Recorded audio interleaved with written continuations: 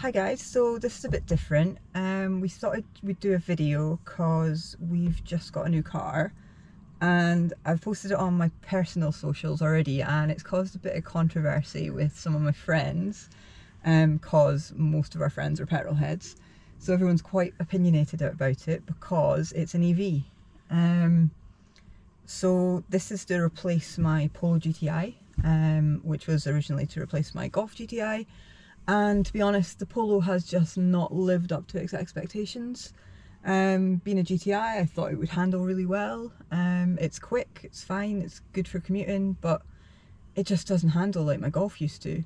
It also doesn't handle like a mini race car either. Yeah, I know, but you know, I used to have some fun with it on the way home and to and from work, and it just doesn't do that for me.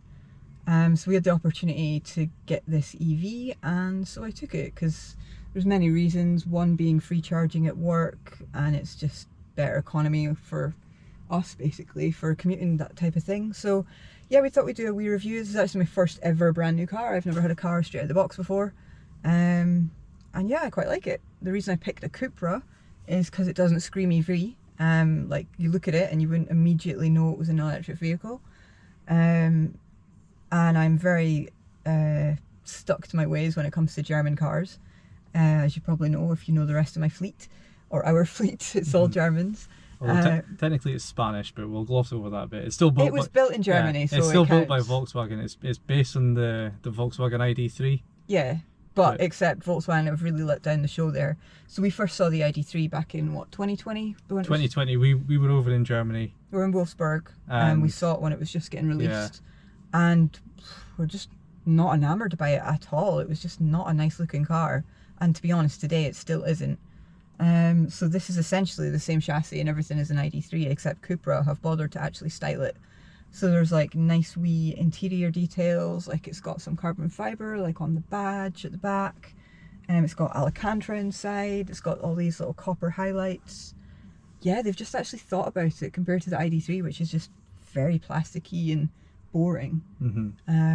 Yeah, this is a lot more what a car person would buy, and like everything comes as standard, really, doesn't it? Really. Yeah, that's the thing. So I was looking at a few. Obviously, there's like the you know, the Audi GT e-tron RS, because I love my Audi RSs, but it just is ugly. I don't like it. The front end is far too big. Yeah, and again, it's ridiculous the cost for what it is. EVs are in general. But then I looked at the Taycan. I actually spec'd one for a little bit while I was deciding which car I wanted. I really don't like Teslas. I'm not on board with them at all. They're so boring. Someone's just stuck an iPad on the dash. It's just, yeah, they all look exactly the same, and the colours are pretty boring as well. So that's why I didn't bother with them, even though, you know, they're quick, blah, blah, blah. But this thing is kind of the closest thing, I guess, you can get to a hot hatch in an EV form. I mean, this thing is quick. Oh yeah, it's quick. Like, we've already beaten the book figures. So the first thing I did, even though when I got it delivered it was miserable, it was raining, typical Scottish winter, and we took it out. It's on really crap EV tyres, like super economy things, for like obviously better range, I suppose. I think they give less rolling resistance or something like that. So yeah, they're not like sporty tyres at all. They're still good years, they're good tyres, but like... They are what they are. Yeah. Anyway, so I took it out and immediately beat the book figures. What's the book figure? 7.2 or something, not to 62? Between 6.5 and 7.2. And yeah, today we did a 5.7. Yeah, like back then we did a 5.7 as well, and I wasn't convinced because we only did it once. I was only just taking it out for a wee drive. But today we've been getting a lot of footage, which you'll see. And I did a standing test, like 3 times, and it's pretty much 5.7, not to 60. 5.7 to 60. Obviously with a professional driver. Well, apparently. Just that torque is 5.7. It's 5.7. Yeah. But no, like I've taken it around some of my roads that I know up here that I like to drive and scare my parents on. Hi, Mum and Dad. Yeah, so when my parents got a new car, I took one of their cars around this road, and my mum was like gripping onto the seat. So I took this round this road today. Yeah, it wants the back end to step out a little bit because it's rear wheel drive. I've never had a rear wheel drive before. But yeah, I quite like it. I spec'd a few things in it. I didn't want all the driver aids because I really can't be bothered with that. So it does things like, you know, you get the mods where it can like park itself. It's got like phone chargers, pan roofs, all that kind of stuff. Pan roof just makes the car heavier. Parking itself, who cares? If you can't park a car, you shouldn't be driving. But yeah, all I expected it with was the DCC suspension. So it's got a button on the steering wheel, Cupra mode.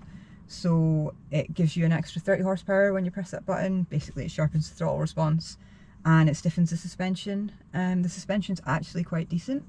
Again, we'd like to try it on some better tyres to see if it is as grippy as it wants to be, I think. Yeah, you can really feel the suspension stiffen up in Cupra mode, and it really seems to like level the car out, but it just folds over the tyres. Yeah, the tyres are crap. The tyres have got a massive sidewall on them, and it just kind of, they fold over and it just, yeah, they're not good. I reckon with a decent set of tyres it would be a really good handling car. Yeah, hopefully. But no, I like it. Yeah.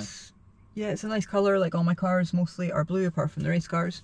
So this is an Aurora blue or something it's called. It really pops in the sun.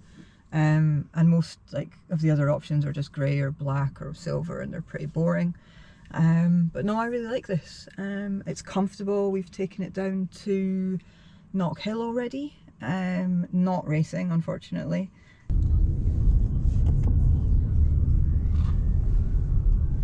Knockhill in an EV.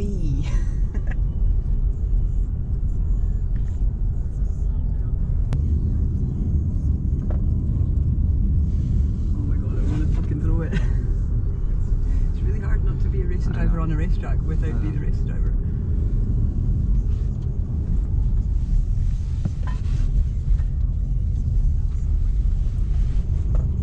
Oh, I want to drive it fast so much.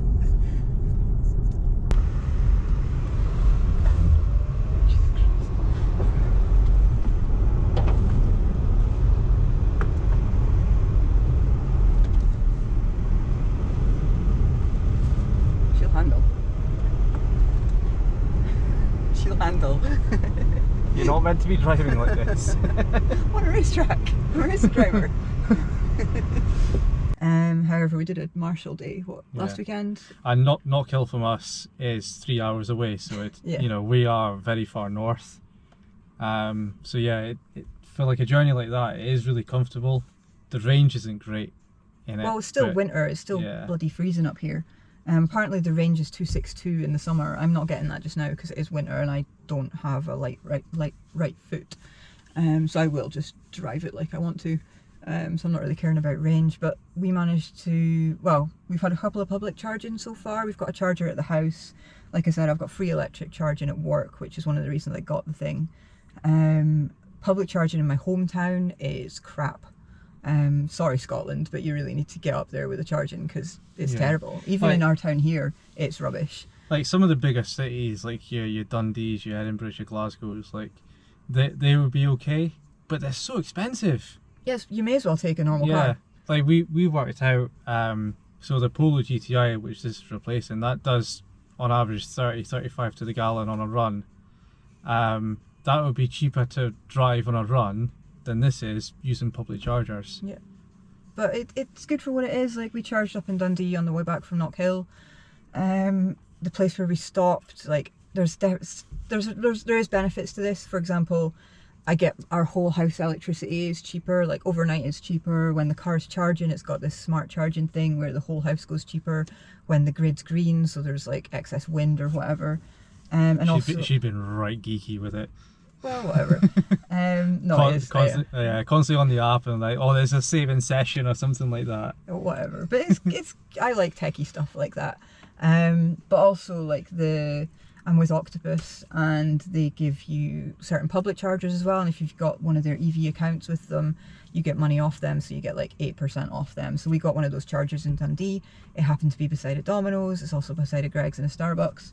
So we just got dinner on the way home. We were charged up in about 50 minutes, back to 100% pretty much, and got us home again. So for things like that, it's okay. For something like that, like if you were planning on making just one stop anyway, like one stop on like a 3 or 4 hour journey is fine. That's probably what you would do in a petrol car anyway. And then obviously incorporating it with getting dinner, it's fine. But if you were to do like a 500 mile drive in this, you would need to do about 3 stops. like people say, oh, you should be doing those amount of stops anyway, but we drive up and down the country all the time, and typically when we're in the van with the race car, we stop like once for diesel, and that's it. Aye, there's times we'll do like a 8 or 9 hour drive. We'll stop halfway for diesel and then just keep going, and you know, because we're only limited to doing 60 in the van, you've got to do those hours to get that far. Yeah. But yeah, as for EVs, I was on the fence before, but they're not for everyone. Like I say, they're expensive, they depreciate quickly, and the electric charging up in Scotland, other than the cities, is typically terrible, unless you've got one at home or like I do at work. But for what we need it for, I think it's decent. Like the dog can fit in the back. You probably see the dog guard that I fitted. Yeah, I just like the car. Like I say, all I spec'd it with was the suspension and the speakers, because I like to have my music up loud, especially when I've got no V8 note to listen to. So, you know. Yeah, that's a wee car review, guys. Bye.